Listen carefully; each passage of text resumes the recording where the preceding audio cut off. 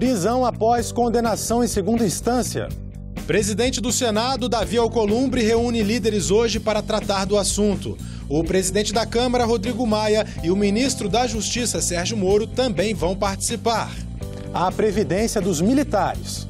O projeto com novas regras de aposentadoria para os membros das Forças Armadas vai ser debatido em audiência pública na Comissão de Relações Exteriores e Defesa Nacional. E sessão do Congresso nesta terça-feira analisa vetos presidenciais. Hoje é 26 de novembro e esses são os destaques do Senado Notícias que começa agora.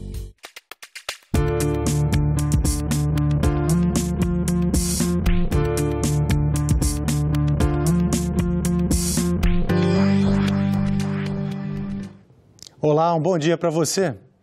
Em busca de um consenso para um projeto sobre a prisão de condenados em segunda instância, o presidente do Senado, Davi Alcolumbre, inicia daqui a pouco, às 9 horas da manhã, horário de Brasília, uma reunião com líderes partidários e com o ministro da Justiça, Sérgio Moro. A reunião vai ter também a participação do presidente da Câmara dos Deputados, Rodrigo Maia, e dos presidentes das comissões de Constituição e Justiça do Senado e da Câmara, Simone Tebet e Felipe Francischini. E hoje também teremos reunião do Congresso Nacional. Vamos então saber mais detalhes dessas atividades com a nossa repórter Isabela Dutra. Bom dia, Isabela. Bom dia, Tiago. Bom dia a todos. A reunião será daqui a pouco na residência oficial da presidência do Senado e deve decidir, então, o encaminhamento das propostas que permitem a volta da prisão em segunda instância após a condenação em segunda instância. Alguns líderes defendem que Senado e Câmara entrem num consenso e priorizem a proposta de emenda à Constituição que está tramitando lá na Câmara.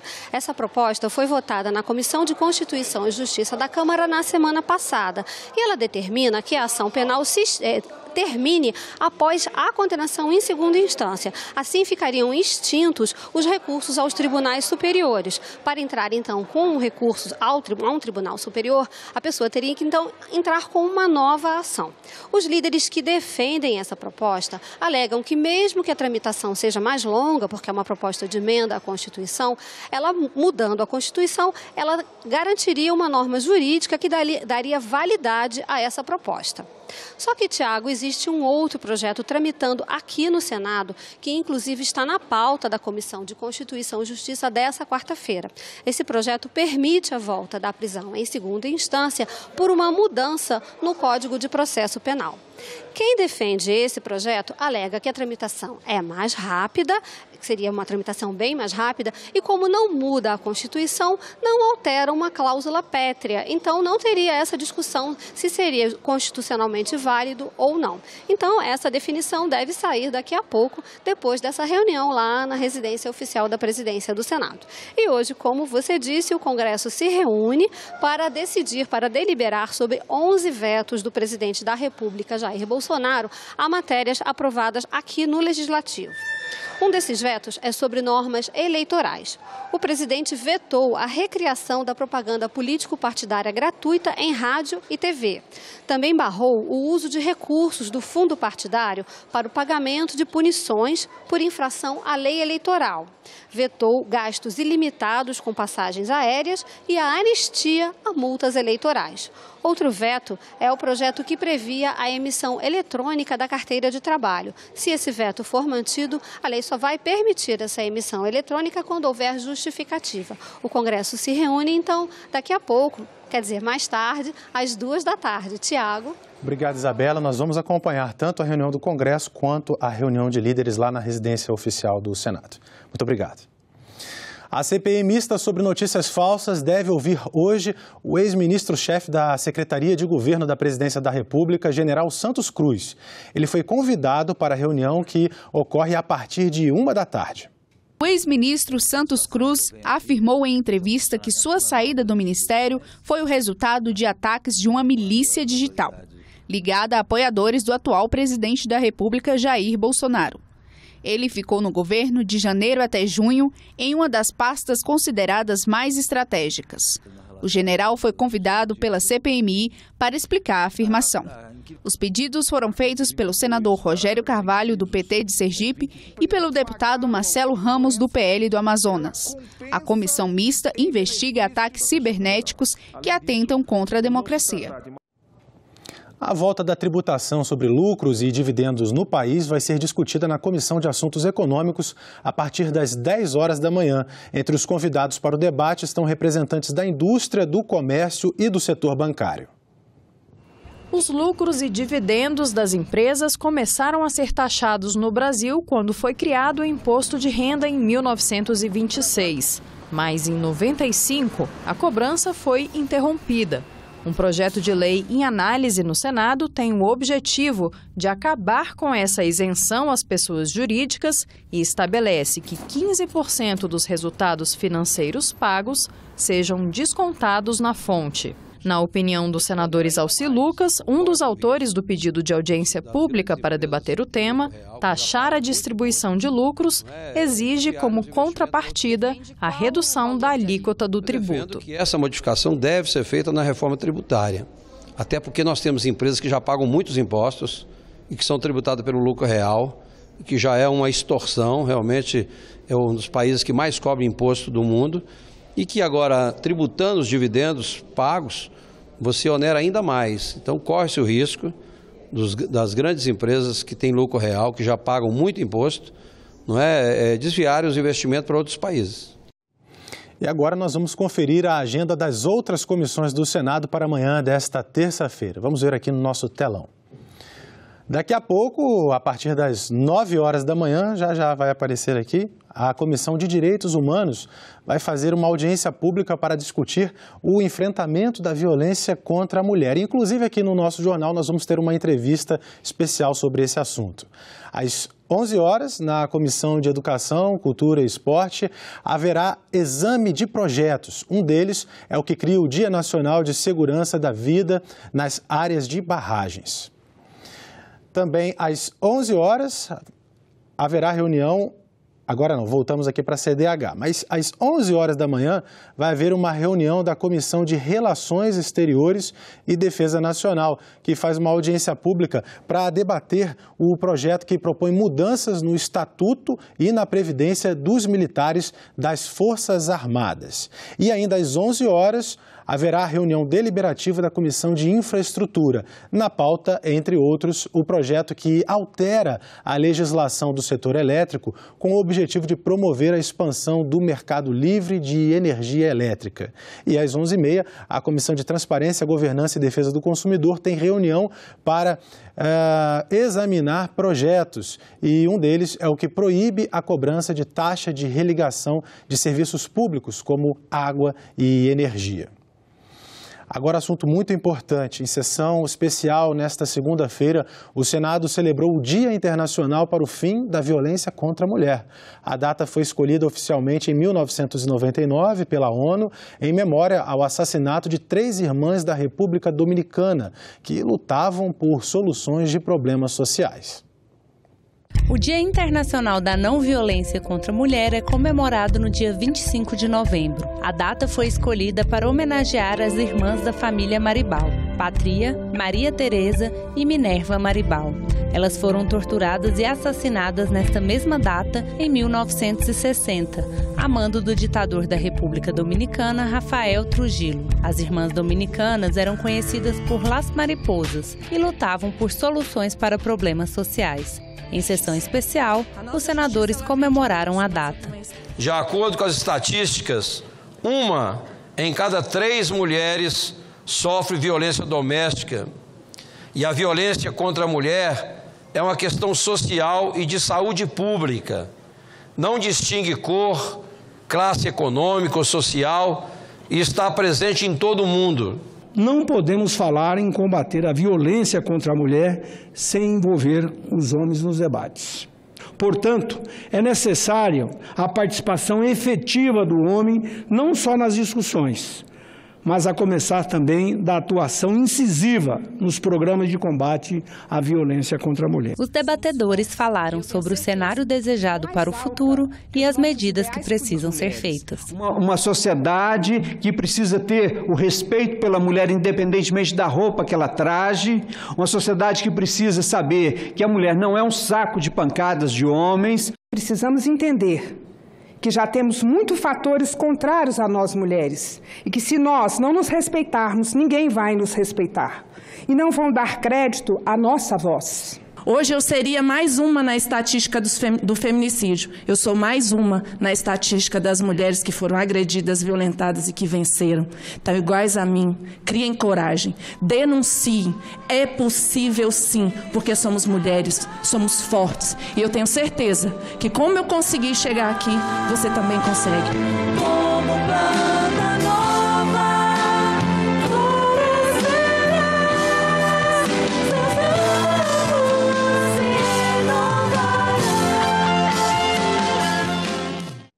E o gramado do Congresso Nacional amanheceu ontem com cruzes para representar os assassinatos de mulheres no Brasil. São 1.206 cruzes, o número de mulheres assassinadas no Brasil no ano passado. Em 2019, apenas no Distrito Federal já foram 27 mortes, segundo a Secretaria de Segurança Pública. Os organizadores do ato querem chamar a atenção para a importância de as mulheres não ficarem caladas diante de violências. Entendemos que nós estamos em um Brasil, em um país de feminicídio, de tantas mulheres que não suportam a dor. E ter um grito que hoje isso para mim, eu entendo que eu sou livre e que eu tomei uma atitude para que elas também aprendam e venham tomar e sintam essa necessidade do amor próprio. Quem traz no corpo a marca, Maria, Maria, fissurador, alegria. E o enfrentamento à violência contra a mulher vai ser tema também de uma audiência pública que começa daqui a pouco, às 9 horas, na Comissão de Direitos Humanos, como mostramos na nossa agenda. E para falar sobre esse assunto, está aqui com a gente no estúdio a secretária da Pastoral da Juventude da Diocese da Cidade Gaúcha de Erechim, Rochelle Koralewski, que vai participar aqui dessa audiência. Rochelle, muito bom dia para você. Obrigado pela sua presença. Bom dia, Tiago. Bom dia a todos que nos acompanham. Bom dia também à juventude da Pastoral da Juventude, né, que provavelmente agora deve estar se conectando para acompanhar a audiência pública que vai acontecer agora às 9 horas. E eu agradeço o espaço desde já. Nós sabemos que o Brasil hoje vive uma epidemia de assassinatos de mulheres. Muitas vezes por motivos até assim fúteis, né? E eu queria que você colocasse para os telespectadores qual é a realidade, já que, por exemplo, essa campanha nacional de enfrentamento à violência contra a mulher tem a participação aí da Pastoral da Juventude. Então, a gente, enquanto juventude, olha para a realidade, olha para as estatísticas, para os dados e vê que o chão brasileiro ele está ensanguentado, assim, está encharcado de sangue. Todos os dias, né, segundo as estatísticas do ano passado, 12 mulheres são assassinadas. E esse número, muitas vezes, ele acaba se tornando abstrato, né? Quando a gente olha os dados, a gente não se dá por conta do tamanho da violência que acontece, né? Então, se a gente pegar, por exemplo, no nosso cotidiano, agora são quase 9 da manhã, provavelmente uma mulher já deve ter sido vítima de feminicídio, porque, segundo os dados, a cada 2 horas uma mulher é assassinada.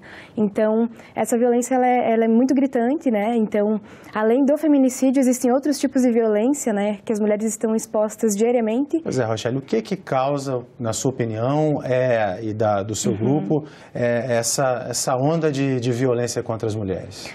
Historicamente, né, a gente vive um processo que se iniciou pelo sistema patriarcal que faz as mulheres serem submissas aos homens, né? Então isso veio já há muito tempo, já acontece, né? Tanto que a gente viu na história quantas mulheres que morreram, tantas mulheres que se submeteram a diversas situações e a sociedade ela está estruturada dessa forma, né? Então a gente entende que a violência ela é estrutural.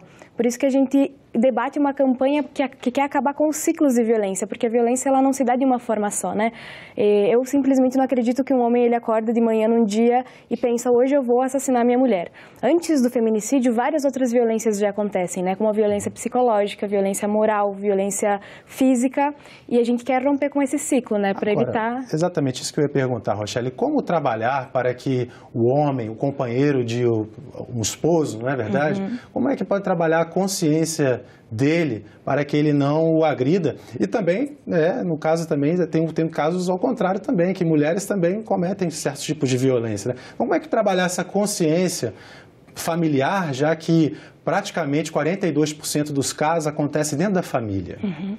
Infelizmente, a violência ela é privada, né? Ela acontece dentro das casas e é onde o Estado não chega, porque a gente vive numa propriedade que é privada, né? Então, as pessoas elas se utilizam desse discurso e a violência acontece lá dentro e o Estado acha que não é responsabilidade dele e as mulheres morrem e essa situação, infelizmente, ela acaba sendo ignorada, né? Se a gente for entender e analisar toda a estrutura da sociedade, a violência ela faz parte de um todo, de toda a nossa criação.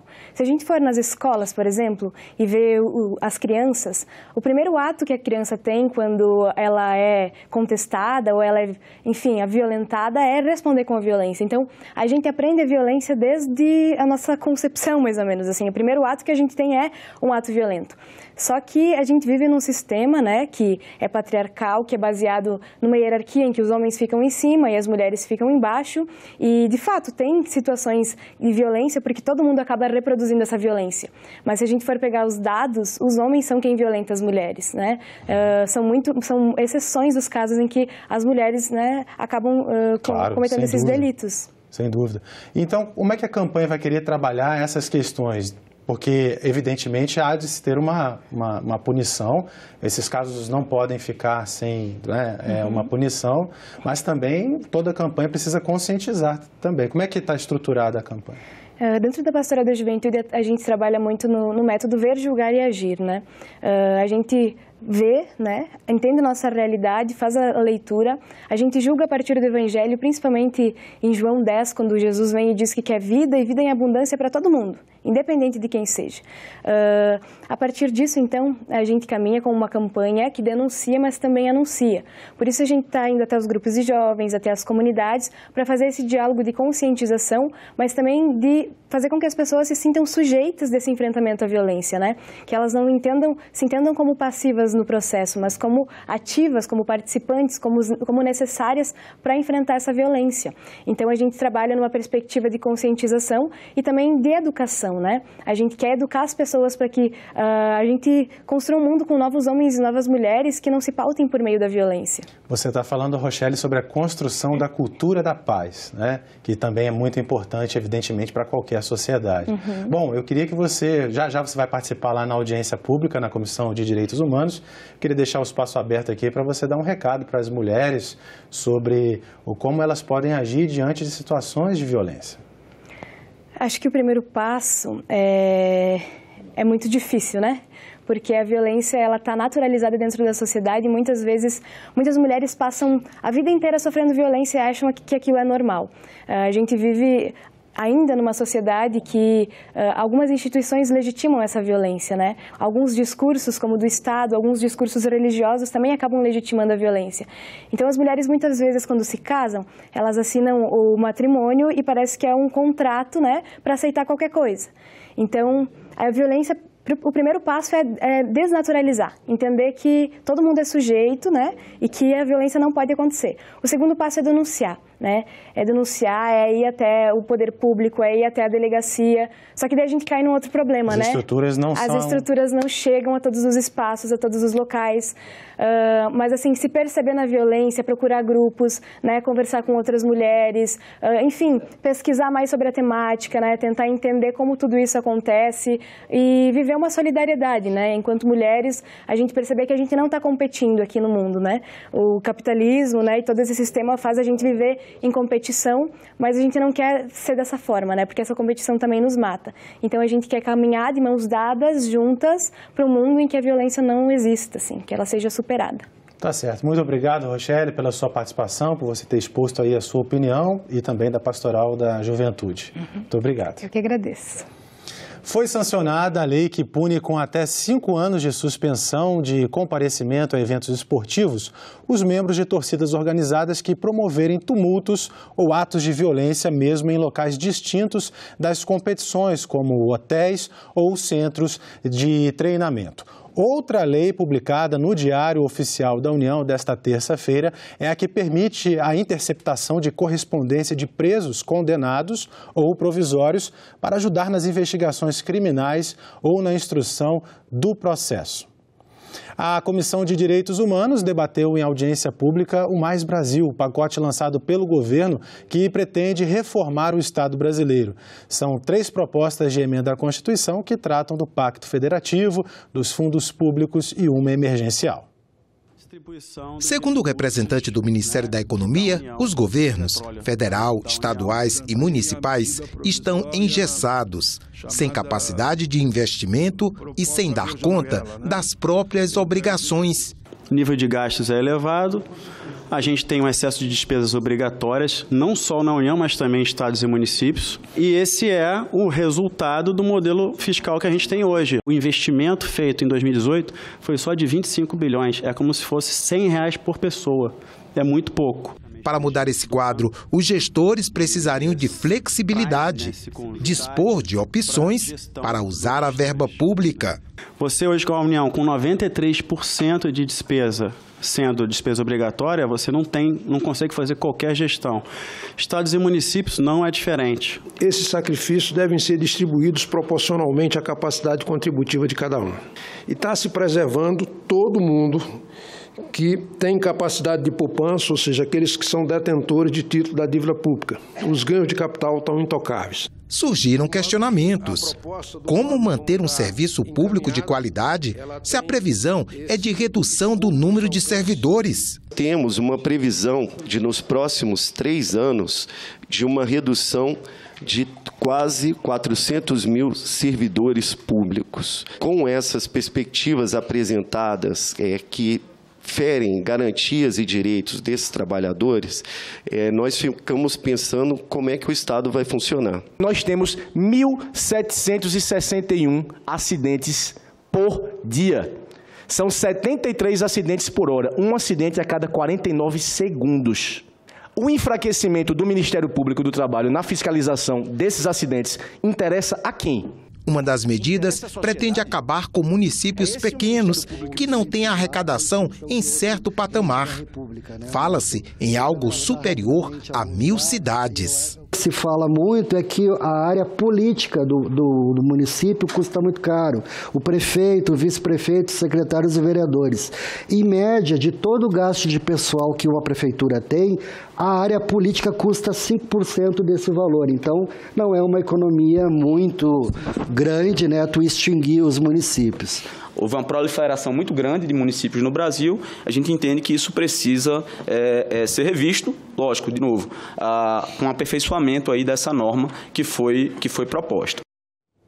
A subcomissão temporária da usina de Belo Monte foi ao Pará nesta segunda-feira fiscalizar as instalações da hidrelétrica. A última das 18 turbinas do projeto vai ser inaugurada amanhã pelo presidente da República, Jair Bolsonaro. O presidente da subcomissão, senador Zequinha Marinho, esteve hoje na usina. Ele verifica se a obra cumpriu condições socioeconômicas e ambientais. Belo Monte é a maior usina hidrelétrica 100% brasileira. Em capacidade de geração, perde apenas para a usina de Três Gargantas, na China, e a Itaipu Nacional, que é de propriedade do Brasil e do Paraguai. Todo mundo fazendo essa vistoria, vamos encerrar nosso relatório e a subcomissão tem como meta apresentar ao Congresso Nacional, ao governo, à ANEEL, ao consórcio Norte Energia e assim por diante. A Comissão de Direitos Humanos realizou uma audiência pública para debater as condições de trabalhos de tripulantes em navios de cruzeiro. Os convidados denunciaram jornadas excessivas de trabalho. A ideia de quem topa trabalhar em navios de cruzeiros é juntar salário em dólar e diversão, conhecer o mundo e outras culturas. Mas a realidade dos tripulantes pode ser bem dura. As jornadas de mais de 14 horas, 7 dias por semana, sem nenhum dia completo de folga semanal, é uma reclamação comum. A gente assina um contrato de um jeito e na hora da execução mesmo, na hora de bater o cartão do trabalho é diferente. A professora Ângela Teberga de Paula explica que jornadas excessivas podem comprometer a saúde e até matar. O caso de Fabiana ficou amplamente conhecido no ano de 2012, em razão de um surto do vírus H1N1 nos navios naquela temporada, e trabalhou por alguns dias bastante enferma. Mesmo assim, o médico do navio atestou que Fabiana estava apta para o trabalho, e em menos de 12 horas, Fabiana veio a óbito. O assunto já foi discutido aqui no Senado. Em 2013, o senador Paulo Paim chegou a apresentar 3 projetos de lei, mas eles foram arquivados no ano passado. O objetivo era que a lei trabalhista do Brasil pudesse ser aplicada também a esses tripulantes brasileiros em navios internacionais. Para o desembargador, a legislação brasileira deve sim ser aplicada, uma vez que o pré-contrato é assinado no Brasil e a CLT, por enquanto, ainda é a mais benéfica para o trabalhador. Há, como eu disse, um direcionamento no sentido de aplicação da CLT. Penso eu que com a evolução, na verdade, o Legislativo é soberano sobre isso, não é? Com a sequência de reformas, talvez daqui a pouco será tão interessante até aplicar a legislação internacional que é a nossa legislação brasileira. Penso eu o paradoxo que estamos vivenciando.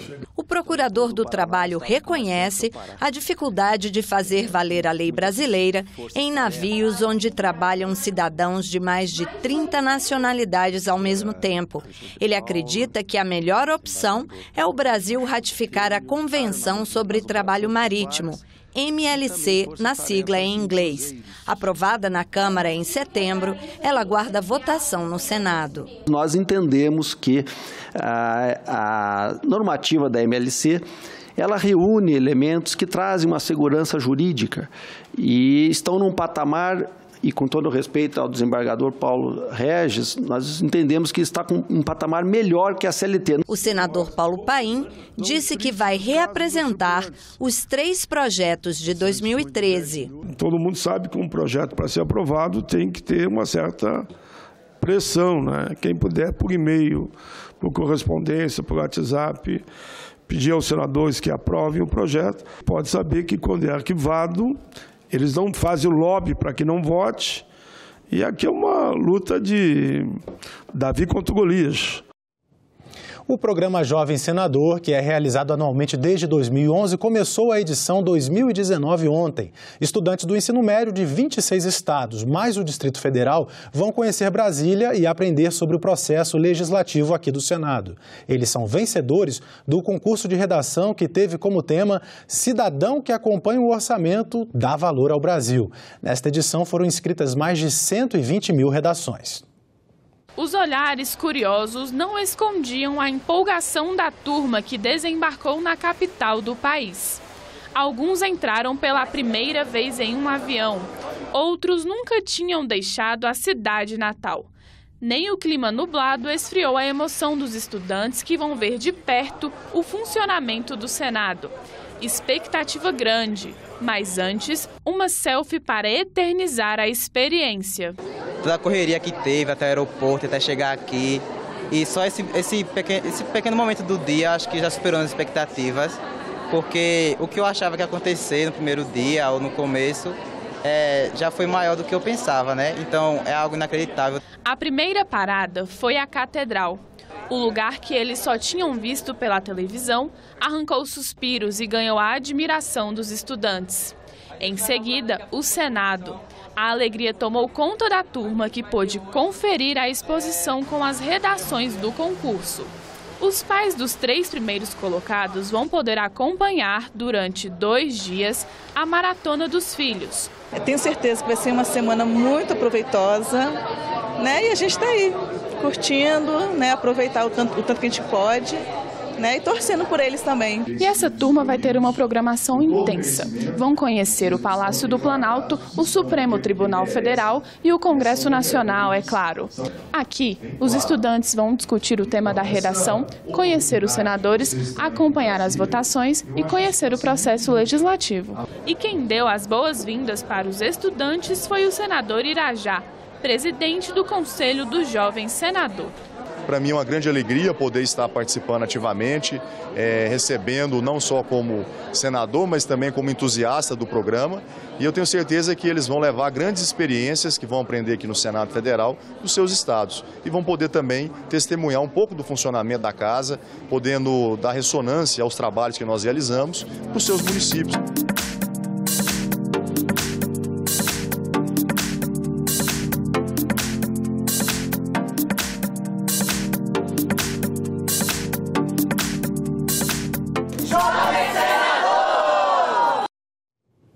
E nós ficamos por aqui. Para outras notícias, acesse nossa página na internet senado.leg.br/TV.